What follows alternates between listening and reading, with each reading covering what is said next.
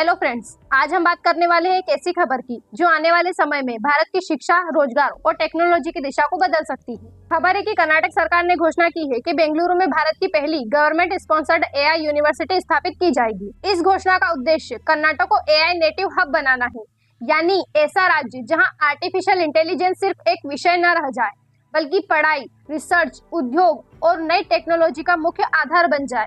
सबसे पहले मैं आपको एक बात साफ कर देती हूँ। सोशल मीडिया पर कई जगह लिखा गया है कि यह घोषणा कर्नाटक के मुख्यमंत्री डीके शिव कुमार ने की है, लेकिन यह सही नहीं है। डीके शिव कुमार कर्नाटक के डेप्यूटी चीफ मिनिस्टर यानी उप मुख्यमंत्री है। कर्नाटक के मुख्यमंत्री अभी सिद्धारमैया है, इसलिए यह खबर सही है, लेकिन कई पोस्ट में उनका पद गलत लिखा गया है। अब एक सवाल आता है कि आखिर एआई यूनिवर्सिटी क्या होती है। सामान्य विश्वविद्यालयों में कई अलग अलग विषय पढ़ाए जाते हैं, लेकिन एआई यूनिवर्सिटी का मुख्य फोकस आर्टिफिशियल इंटेलिजेंस और उससे जुड़ी नई टेक्नोलॉजीज पर होगा, जैसे artificial intelligence, machine learning, data science, robotics, computer vision, natural language processing, AI ethics, AI policy. लेकिन यह सिर्फ पढ़ाई तक सीमित नहीं रहेगी। यहाँ नई टेक्नोलॉजीज पर रिसर्च होगा, नई एआई कंपनियों यानी स्टार्टअप्स को बढ़ावा मिलेगा, विद्यार्थियों को उद्योगों के साथ काम करने का मौका मिलेगा और नई एआई टेक्नोलॉजी विकसित करने पर भी जोर रहेगा।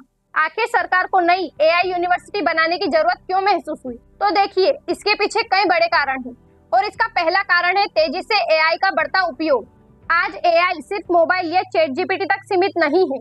एआई का उपयोग अब अस्पतालों में, बैंकों में, खेती में, स्कूलों में, फैक्ट्रियों में, ऑनलाइन खरीदी में, यहाँ तक कि सरकारी सेवाओं में भी लगातार बढ़ रहा है। दुनिया के कई देशों ने एआई को भविष्य की सबसे महत्वपूर्ण टेक्नोलॉजी माना है और भारत भी इस दौड़ में पीछे नहीं रहना चाहता। इसका दूसरा सबसे बड़ा कारण है बेंगलुरु में पहले से टेक्नोलॉजी हब है। फ्रेंड्स, बेंगलुरु को भारत की सिलिकॉन वैली कहा जाता है। यहाँ पहले से हजारों आईटी कंपनियां काम कर रही है। Google, Microsoft, Amazon, IBM, Wipro, TCS जैसी बड़ी कंपनियों की मौजूदगी के कारण यहाँ एआई पर काम करने का अच्छा माहौल पहले से मौजूद है। सरकार इसी मजबूत आधार को और आगे बढ़ाना चाहती है। इसका तीसरा और सबसे महत्वपूर्ण कारण है एआई टैलेंट तैयार करना। पूरी दुनिया में एआई विशेषज्ञों की मांग लगातार बढ़ रही है, लेकिन अच्छी ट्रेनिंग और रिसर्च करने वाले संस्थानों की संख्या अभी भी सीमित है। सरकार चाहती है कि भारत सिर्फ एआई का उपयोग करने वाला देश न रहे, बल्कि एआई बनाने वाला देश भी बने। फ्रेंड्स, एआई नेटिव हब, यह शब्द कई लोगों को नया लग सकता है।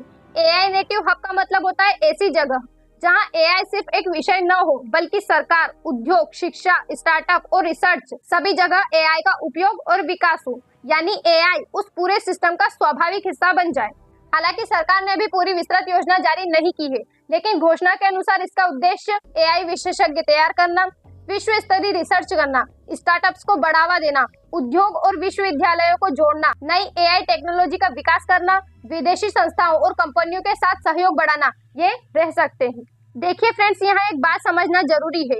विश्वविद्यालय शुरू होने से पहले कई प्रक्रियाएं पूरी करनी होगी, जैसे कानूनी मंजूरी, बजट, भूमि, भवन, शिक्षकों की नियुक्ति, पाठ्यक्रम, प्रशासनिक व्यवस्था।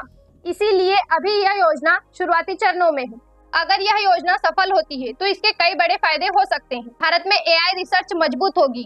आज एआई रिसर्च में अमेरिका और चीन काफी आगे हैं। भारत भी अपनी स्थिति मजबूत कर सकता है। नई कंपनियां और स्टार्टअप्स बढ़ सकते हैं। इससे निवेश आने की संभावना बढ़ सकती है। भारत में उच्च कौशल वाली नौकरियों के अवसर बढ़ेंगे। विदेश जाने वाले कई छात्र भविष्य में भारत में ही बेहतर एआई शिक्षा पा सकेंगे। भारत एआई टेक्नोलॉजी विकसित करने में अधिक आत्मनिर्भर बनने की दिशा में आगे बढ़ सकता है। अब यहाँ एक बहुत ऑब्वियस सवाल अधिकतर लोगों के मन में आता है कि अगर कोई एआई नहीं पढ़ रहा तो उसे इससे क्या फायदा होगा। दरअसल एआई का असर धीरे धीरे हर व्यक्ति तक पहुँच सकता है। जैसे स्वास्थ्य सेवाएं बेहतर होगी, बीमारियों की पहचान तेज हो जाएगी, किसानों को मौसम और फसल से जुड़ी बेहतर जानकारी मिल सकती है, स्कूलों में बच्चों के अनुसार पढ़ाई का तरीका बदल सकता है, सरकारी सेवाएं और तेज हो सकती है, छोटे व्यवसाय भी एआई का उपयोग करके अपना काम आसान बना सकते हैं। अब यहाँ एक डर अधिकतर लोगों को होता है कि क्या इससे नौकरियां खत्म हो जाएगी। देखिए फ्रेंड्स, सच्चाई यह है कि एआई कुछ प्रकार के कामों को बदल सकता है, खासकर ऐसे काम जो बार बार एक जैसे तरीके से किए जाते हैं। लेकिन दूसरी ओर एआई नई नौकरियों के अवसर भी देता है, जैसे AI engineer, data scientist, AI trainer, AI safety expert, prompt engineer, AI product manager. इसीलिए भविष्य में सबसे ज्यादा जरूरत होगी एक नए कौशल सीखने की। एआई यूनिवर्सिटी को लेकर भारत में कई सकारात्मक पहलू है। भारत में एआई शिक्षा को नई दिशा मिल सकती है, रिसर्च को बढ़ावा मिल सकता है, स्टार्टअप्स को नया अवसर मिलेगा, वैश्विक कंपनियों के साथ सहयोग बढ़ेंगे छात्रों को एडवांस टेक्नोलॉजी सीखने का मौका मिलेगा और भारत की टेक्नोलॉजी क्षमता मजबूत हो सकती है। हर बड़ी योजनाओं की तरह इसके सामने सकारात्मक पहलुओं के साथ साथ कुछ चुनौतियां भी है। सिर्फ भवन बनना काफी नहीं होगा, अच्छे शिक्षक और विश्व स्तरीय रिसर्च भी जरूरी होगी। एआई बहुत तेजी से बदल रहा है, इसलिए पाठ्यक्रम को भी लगातार अपडेट करना होगा। यह सुनिश्चित करना होगा कि छोटे शहरों और ग्रामीण क्षेत्रों के छात्रों को भी बराबर अवसर मिले। एआई की जिम्मेदार उपयोग पर भी बराबर ध्यान देना होगा ताकि गोपनीयता, डेटा सुरक्षा और गलत जानकारी जैसी समस्याओं से बचा जा सके। फ्रेंड्स, इस खबर को केवल एक नए विश्वविद्यालय की घोषणा मानकर नजरअंदाज नहीं करना चाहिए। दुनिया में जिस तरह कभी कंप्यूटर और इंटरनेट ने नई क्रांति लाई थी, उसी तरह आज एआई को अगली बड़ी टेक्नोलॉजी की क्रांति माना जा रहा है। भारत अगर समय रहते शिक्षा, रिसर्च और टेक्नोलॉजी में निवेश करता है तो आने वाले वर्षों में इसका लाभ देश की अर्थव्यवस्था, उद्योग और युवाओं को मिल सकता है। लेकिन सफलता सिर्फ घोषणा से नहीं मिलेगी। असल परीक्षा तब होगी जब यह विश्वविद्यालय समय पर बने, अच्छी शिक्षा दे, विश्व स्तरीय रिसर्च करे और छात्रों को वास्तविक अवसर उपलब्ध कराए। कुल मिलाकर बेंगलुरु में भारत की पहली गवर्नमेंट स्पॉन्सर्ड एआई यूनिवर्सिटी की घोषणा देश के एआई भविष्य की दिशा में एक महत्वपूर्ण कदम मानी जा रही है।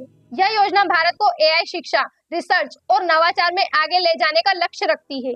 अगर इसे सही तरीके से लागू किया गया तो इससे छात्रों, उद्योगों, स्टार्टअप्स और आम लोगों को सभी को लंबे समय में लाभ मिल सकता है। हालांकि अभी यह घोषणा का चरण है, इसलिए इसकी वास्तविक सफलता इस बात पर निर्भर करेगी कि आने वाले समय में सरकार इस परियोजना को कितनी प्रभावी और समयबद्ध तरीके से लागू करती है।